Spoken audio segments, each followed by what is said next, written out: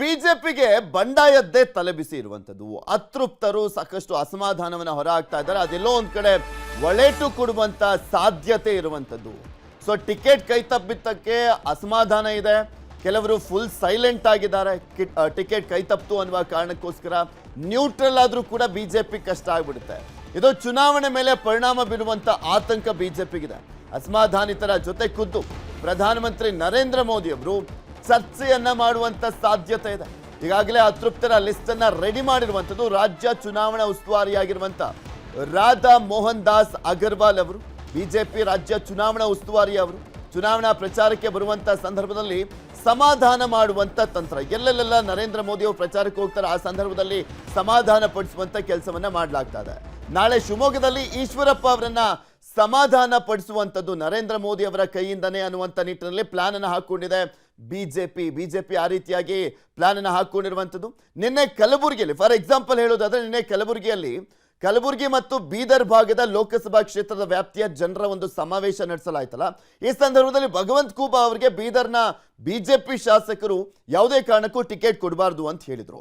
ಅವರನ್ನ ವೇದಿಕೆಯಲ್ಲೇ ಸಮಾಧಾನ ಪಡಿಸುವಂತ ಕೆಲಸವನ್ನ ನರೇಂದ್ರ ಮೋದಿ ಅವರು ಮಾಡಿದ್ದಾರೆ ಅನ್ನುವಂಥದ್ರ ಬಗ್ಗೆ ಮಾಹಿತಿ ಸಿಕ್ಕಿದೆ. ಸಮಾವೇಶದ ಜಾಗಕ್ಕೆ ಬರ್ತಾ ಇದ್ದಂತೆ ಅತೃಪ್ತರ ಪಟ್ಟಿಯನ್ನ ಮೋದಿಗೆ ಕೊಡ್ಲಿದ್ದಾರೆ ಅಗರ್ವಾಲ್ ಅವರು.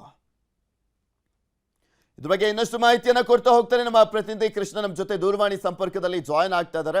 ಕೃಷ್ಣ, ಈಶ್ವರಪ್ಪ ಒಬ್ರು ಹಿರಿಯ ನಾಯಕರು, ಅವರ ಬಂಡಾಯ ಪಕ್ಷಕ್ಕೆ ಮುಜುಗರ ತರ್ತಾ ಇರುವಂಥದ್ದು. ಅದರ ಜೊತೆಗೆ ಕೆಲವೊಂದು ಕ್ಷೇತ್ರಗಳ ಮೇಲೂ ಕೂಡ ಪರಿಣಾಮ ಬೀರುತ್ತೆ ಅನ್ನುವಂಥ ಆತಂಕ. ಇದರ ಜೊತೆಗೆ ಇನ್ನೂ ಸಾಕಷ್ಟು ಜನ ಬಿಜೆಪಿ ನಾಯಕರು ಟಿಕೆಟ್ ಸಿಗದಿರುವಂಥ ಹಿನ್ನೆಲೆಯಲ್ಲಿ ಅಸಮಾಧಾನಗೊಂಡಿದ್ದಾರೆ. ಅವರನ್ನು ಸಮಾಧಾನ ಪಡಿಸುವಂತ ನಿಟ್ಟಿನಲ್ಲಿ ಮೋದಿ ಅಸ್ತ್ರ ಪ್ರಯೋಗ ಮಾಡಲಾಗ್ತದೆ. ಯಾವ ರೀತಿಯಾಗಿ ಅಂತ ಪೃಥ್ವಿರಾಜ್, ಈಗಾಗಲೇ ಈಶ್ವರಪ್ಪನವರು ದೊಡ್ಡ ಮಟ್ಟದ ನಾಯಕರು, ಹಿಂದುಳಿದ ವರ್ಗದ ಪ್ರಭಾವಿ ನಾಯಕರು.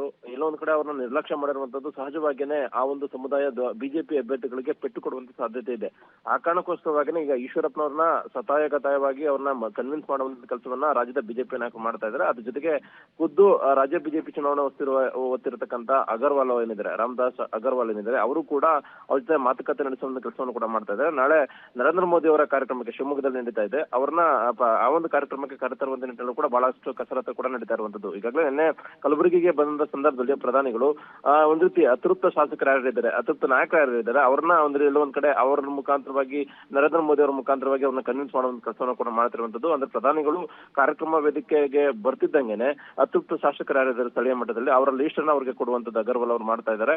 ಆ ಲೀಸ್ಟ್ ಅನ್ನ ತೆಗೆದುಕೊಂಡಂತ ಪ್ರಧಾನಿಗಳು ವೇದಿಕೆಯಲ್ಲೇ ಆ ಒಂದು ಶಾಸಕರ ಜೊತೆಗೆ ಬೆಂತಟ್ಟು ಮಾತಾಡುವಂತದ್ದು, ವಿಶ್ವಾಸವನ್ನು ಗಳಿಸುವಂತದ್ದು, ಮತ್ತೆ ಪಕ್ಷದ ಅಭ್ಯರ್ಥಿ ಪರವಾಗಿ ಕೆಲಸವನ್ನ ಮಾಡಬೇಕಾದಂತೂ ಈ ತರದ ಒಂದು ಸೂಚನೆಗಳನ್ನು ಕೂಡ ಖುದ್ದು ಪ್ರಧಾನಿಗಳೇ ಕೊಡ್ತಾ ಇರುವಂತದ್ದು. ಹೀಗಾಗಿ ನಾಳಿನ ಶಿವಮೊಗ್ಗದಲ್ಲಿನ ಏನು ಸಮಾವೇಶ ನಡೀತಾ ಇದೆ, ಆ ಒಂದು ಸಮಾವೇಶಕ್ಕೆ ಬಂದಂತ ಸಂದರ್ಭದಲ್ಲಿ ಸದ್ಯಕ್ಕೆ ಈಶ್ವರಪ್ಪನವ್ರನ್ನ ಆ ಒಂದು ವೇದಿಕೆಗೆ ಕರೆತರುವಂತ ಒಂದು ಕೆಲಸವನ್ನ ರಾಜ್ಯದ ಬಿಜೆಪಿ ನಾಯಕರು ಮತ್ತೆ ಅಗರ್ವಾಲ್ ಅವರು ಕೂಡ ಮಾಡ್ತಾ ಇದ್ದಾರೆ. ಆದ್ರೆ ಇದುವರೆಗೂ ಕೂಡ ಈಶ್ವರಪ್ಪನವರು ಆ ಒಂದು ಕಾರ್ಯಕ್ರಮಕ್ಕೆ ಬರುವಂತ ನಿಟ್ಟಿನಲ್ಲಿ ಯಾವುದೇ ರೀತಿಯಿಂದ ನಿರ್ಧಾರಗಳನ್ನ ಮತ್ತೆ ಸಂದೇಶವನ್ನ ರಾಜ್ಯದ ಬಿಜೆಪಿ ನಾಯಕರಿಗೂ ಕೂಡ ತಿಳಿಸಿಲ್ಲ. ಹೀಗಾಗಿ ಎಲ್ಲ ಒಂದ್ ಕಡೆ ರಾಜ್ಯ ಬಿಜೆಪಿ ನಾಯಕರಾಗಿರ್ತಕ್ಕಂಥ ಯಡಿಯೂರಪ್ಪ ಆಗಿರ್ಬೋದು ಮತ್ತೆ ಅಗರ್ವಾಲ್ ಆಗಿರ್ಬೋದು ಅವ್ರಿಗೆಲ್ರಿಗೂ ಕೂಡ ಈಗ ಟೆನ್ಷನ್ ಅನ್ನ ತಂದಿರುವಂತದ್ದು. ಯಾಕಂದ್ರೆ ಶಿವಮೊಗ್ಗ ಭಾಗದಲ್ಲೇನೆ ಈ ಯಡಿಯೂರಪ್ಪನವರ್ತಕ್ಕಂಥ ಪ್ರಭಾವಿ ನಾಯಕರು ಪ್ರಬಲ ಇರ್ತಕ್ಕಂಥ ಕ್ಷೇತ್ರ, ಅಂತ ಕ್ಷೇತ್ರದಲ್ಲಿ ಏನಾದ್ರು ಪಕ್ಷಕ್ಕೆ ಮತ್ತೆ ಬಿಜೆಪಿ ಅಭ್ಯರ್ಥಿಗೆ ಹಿನ್ನಡೆ ಆದ್ರೆ ಸಹಜವಾಗಿಯೇ ಯಡಿಯೂರಪ್ಪನವರಿಗೆ ಮತ್ತೆ ದೊಡ್ಡ ಮಟ್ಟದಲ್ಲಿ ಒಂದು ಶಿವಮೊಗ್ಗದಲ್ಲೇ ಬಿಜೆಪಿಗೆ ಹಿನ್ನಡೆ ಆಗಿದೆ ಅನ್ನೋ ಒಂದು ಸಂದೇಶ ಕೂಡ ಹೋಗುತ್ತೆ. ಮತ್ತೆ ಆ ಒಂದು ಏನು ಬಿಸಿ ಬೇರೆ ಬೇರೆ ಲೋಕಸಭಾ ಕ್ಷೇತ್ರಗಳಿಗೂ ಕೂಡ ತಟ್ಟುವಂತ ಸಾಧ್ಯತೆ ಇದೆ. ಆ ಕಾರಣಕ್ಕೋಸ್ಕರವಾಗಿ ಈಗ